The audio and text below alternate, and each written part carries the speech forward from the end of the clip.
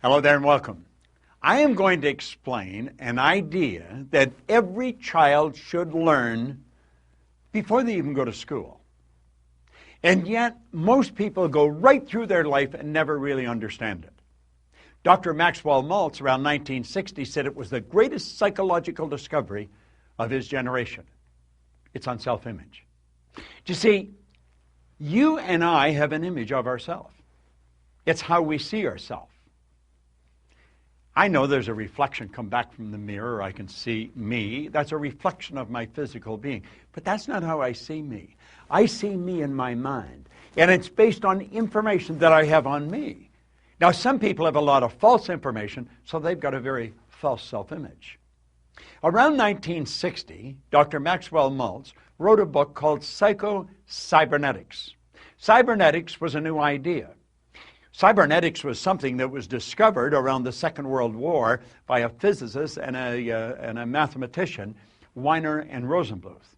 They didn't even have a name for it. And it was used for heat-seeking missiles. And they pointed out that cybernetics is the science of control and communication in the animal and in some machines. And what it does, it measures deviation from a set goal, sends information into a coordinating mechanism that'll correct the output and keep whatever it is moving towards the goal. Well, do you know you have a cybernetic mechanism locked up in you? Now what I've just said may not make any sense to you at all, but before you finish watching this video, it's going to make a lot of sense. Now, if you've heard me speaking at any event or in any video or audio, you've heard me talking about paradigms.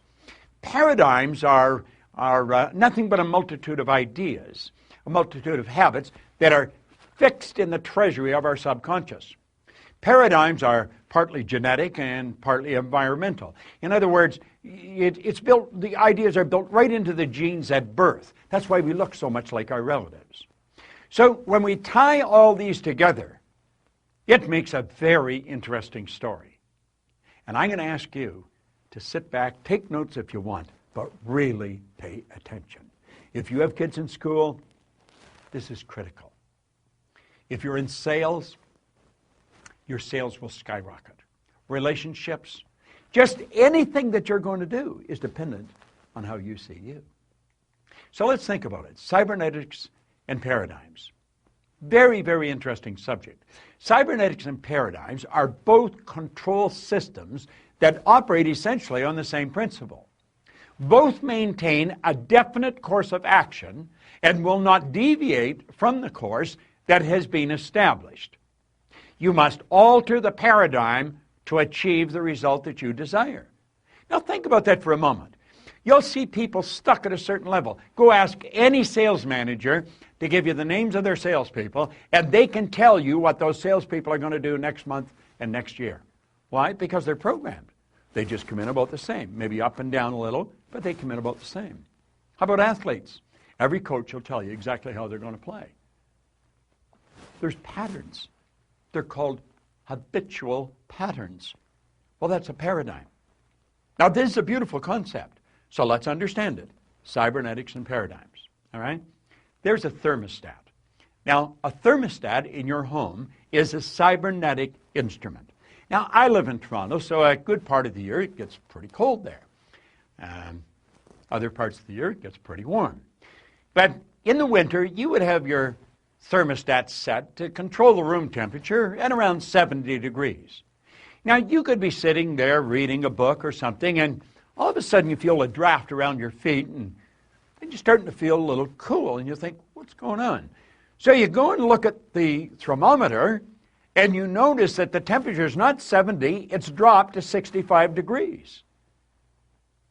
You start to investigate, you think, what's wrong? And you'll notice the front door's open.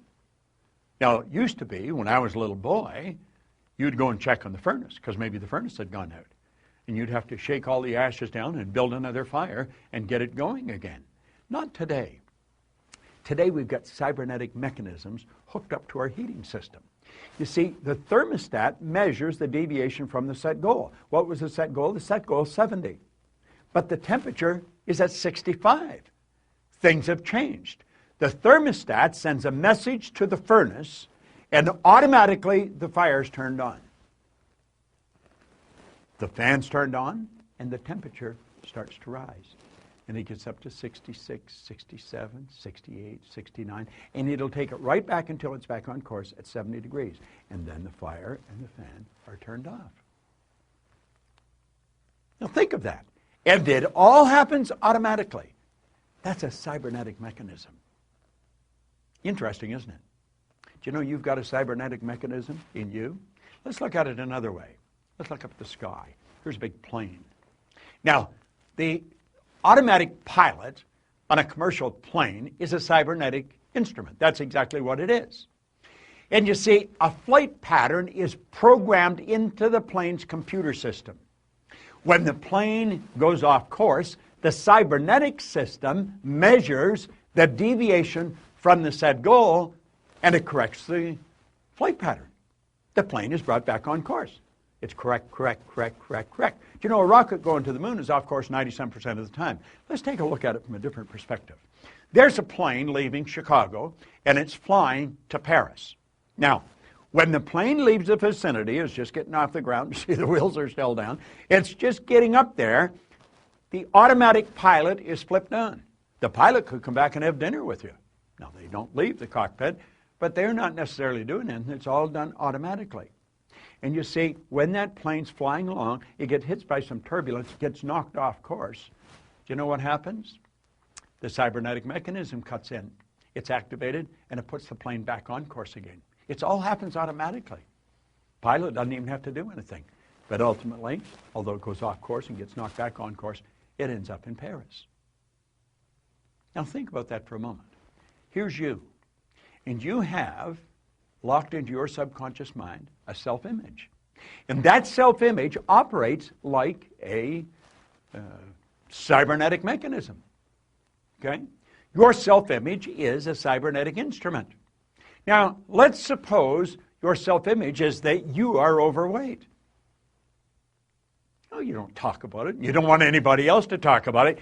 But inside you feel you're overweight. And you just get to a point where you can't handle it anymore, so you make a decision, I'm going to go on a diet, and you instantly move into action. Now what happens? Well, you start to lose weight. Why? You're starving yourself. You don't eat anything white, and on we go. No more chocolate. Why? Because they make you fat. That's not what makes you fat. It's the image that makes you fat. If you had a skinny image, you could eat all the chocolate in the world. You just pass off what's not needed for the manifestation of the image through your eliminative system. Eliminative system is one of the systems in your body. Now here's the point.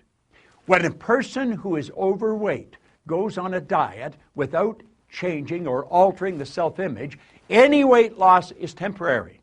That's why people gain and lose tons in a lifetime. Say they lose it, you're automatically programmed to find whatever you lose.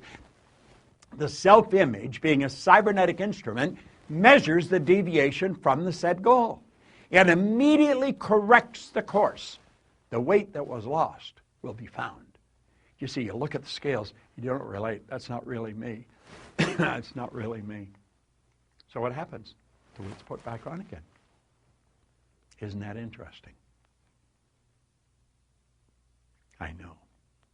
If you have a weight problem, you're saying, damn, I never knew that. Well, now you do know it. But you see, if you're going to change the weight, you've got to change the paradigm. That's what our company's all about. We help people change paradigms. We help them live in the body they want to live in. I'm so happy and grateful now that I'm at my perfect weight. I'm looking good. I'm feeling great. You can do that. You can live the way you want to live. You're God's highest form of creation. Where's another area that we could use? Well, you can use it in any area. Let's take a child in school. Now, this is all in Psycho-Cybernetics, Dr. Maxwell Maltz's book. And here's something else. What's the point of making heroic vows of amendment if the same old lawbreakers are going to keep them? I am going to take the weight off. But you don't change the lawbreaker, the paradigm. Emerson was right. Of what use to make heroic vows of amendment if the same old lawbreaker is going to keep them? Let's look at a student in school, all right? Now, there's the subconscious mind, okay? And the student, the image, child has an image. You see, the child's self-image is a cybernetic instrument. That's exactly what it is. And the child has an image of poor grades. This is biographical, by the way, because that's the image I used to have. And I got them. Sure did get them. And you see, when a person is receiving poor grades in school, it's an expression of a self-image.